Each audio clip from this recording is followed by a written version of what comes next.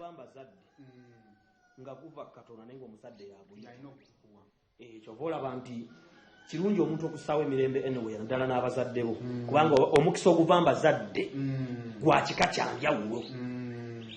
Waliwo kati basa bugingo baba akoze ekyo kirungi era kati ndi ku side ye. Ekyokubiri bayibuli zaffe nfu ojjukira nti bagyokya ojjukira nti zaffe nezibayokya kati ye yalina oligino kati omuli oligino mwe muli sikurupu kyazi ezimukkiriza okufuna omukazi owokubiri ng'oli akyali mulamu. Nze omwami owo wakinna mwewuunya nti yakolanga obulango ku njiri n'akola eddakiika 13 akalango ne mutakatemamu kintu na kimu obula ne mugenda mu njiri ne mutamamedeza eddakiika 11 ne muzireeta naga ennaku z'omwezi nga 11 Mukama yaŋŋambye nti tugenda kola eddakiika 10 ng'amanyi yakola kalango ne mugenda mukatemamu kubanga is a good communicator. Kati bulijjo kino kyekibeerawo mu ati nze nakusookera ku Simba bakubuuza kiki kyolaba ekibula ku Simba nti anze nsobola okwogera ng'omuyimbi twogereremu n'oyogera ndawusiraga oyajja kukola naye buli muntu mu bulamu bw'ensi eno abayo ne break through ate break through eyo gyete waliwo esali neetegekere waliwo enneetegekere naga nti abasumba bano mbakubye ntya nga kyanoonya kigambo kimba kita all eyes on me kati namanya nti ono alina omukazi owokubiri ono akola bwati ssente ng'ate amazima bituufu kati bwagattako communication skills ze najja n'agaddako ekintu kye bataalina nti omulokole n'atali muki nze ng'omuntu kati ngenda ankula nenetegereza ebyo abantu bano baayagala nakuva wa mu Ndeeba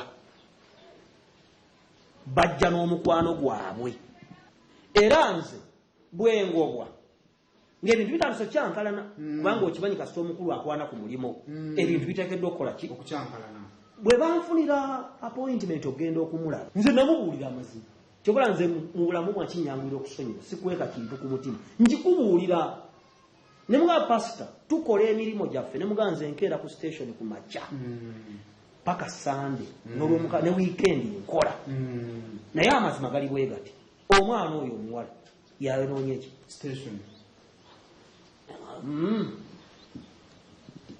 kale genda ng'olabisenga akiguze oba nga nze ebbanga lye nakola ku station nalabako maama omulundi ogu ngazze ku station kati bwe mbigattagatta omanyi omufere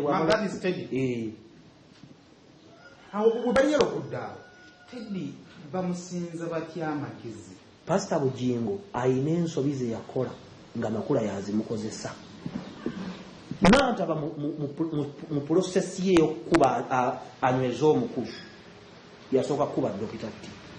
Lwaki Dr. T of all people nze Bugingo yanjagala nnyo that is the truth nendwala era n'azijanjaba ngenda okudda ng'ebigambo biri ku station biraga bakoze ne bangattagattaawo nenkola ntya nenfuluma kambuuze okusinziira mu observation yo pastor ali yekka tali yekka oyo omuwala oyo omulaba nze nalabye abakazi abagezi wansi w'enjuba mukyaŋŋambaawo ninakuza emyaka 29 Susan mutya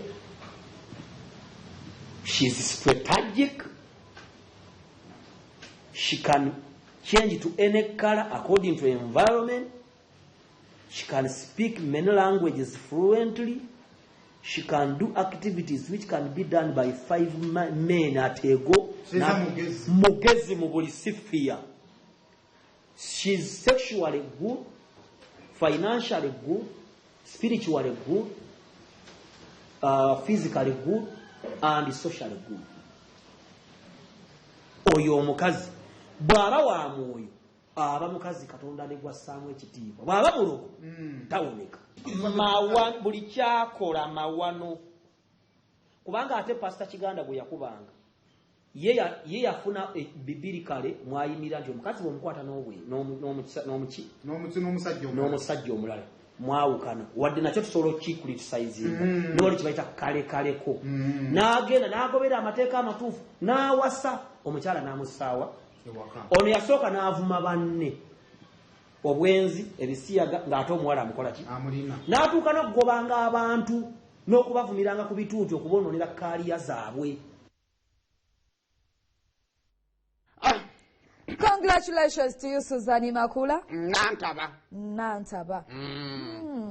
Tubagaliza no birungi byerere. Byoka ate munange tugambe ki.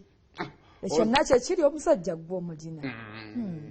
Alo taxi jina ngeke ekigambo singane sibadde ku TV nandi kyogedde. Kireke. Olaba otidde kyogera. Kigezeemu. Tekinene kireke. Ninga kyakigwayo. Baby wanyumye. Kyakigwayo birungi byofuna. Bwe naaba nkola omukolo. Nja kwebuza tusuzanyo. Kiki go kuba n'ebisiraani.